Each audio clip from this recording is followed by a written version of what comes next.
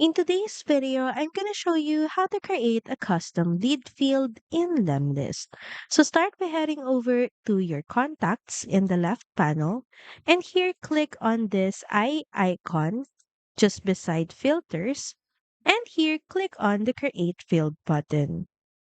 Now here give your field a clear name like company size, industry, or lead source, and of course choose the field type.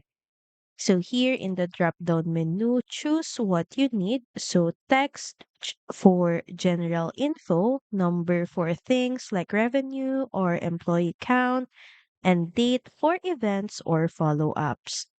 And once done, click on create field. Now once created, this field becomes available across your workplace.